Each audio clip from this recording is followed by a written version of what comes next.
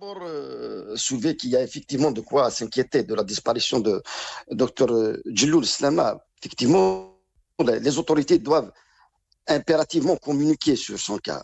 Parce que Hmm. jusqu'au jour d'aujourd'hui, on n'a aucune information justement sur sa personne. Est-ce qu'il a été arrêté ou il a été arrêté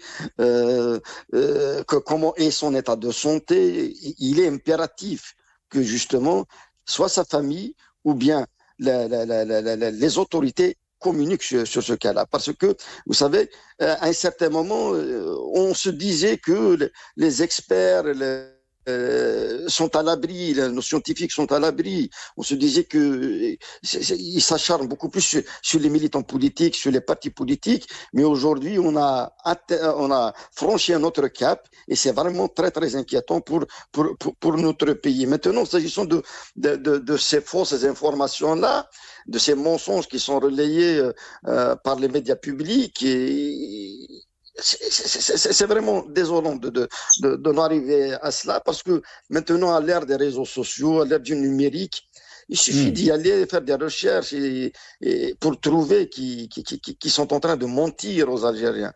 Et c'est pas bien justement de continuer sur ces pratiques-là.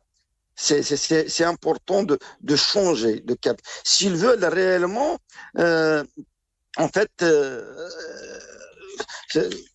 dire que ce projet-là est rentable, dire que ce projet-là est viable, eh ben laissez les Algériens s'exprimer, laissez les experts du domaine s'exprimer. Hmm. Moi, si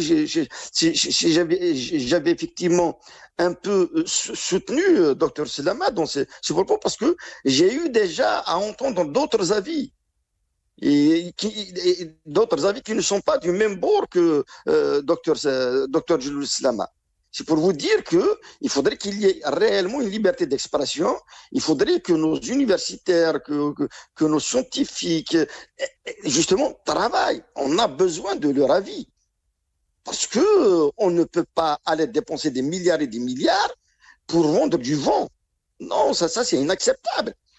Hmm. Si ce projet-là est sérieusement rentable, pourquoi alors brider la parole des spécialistes, la parole des scientifiques? C'est pour vous dire que c'est vraiment inquiétant, c'est vraiment inquiétant. Et à un certain moment, effectivement, comme je le disais, on craignait beaucoup plus pour les militants politiques et les militants de l'opposition, mais aujourd'hui, tout le monde peut se retrouver en prison pour avoir émis un avis, une opinion, une expertise. C'est pour vous dire que vraiment, c'est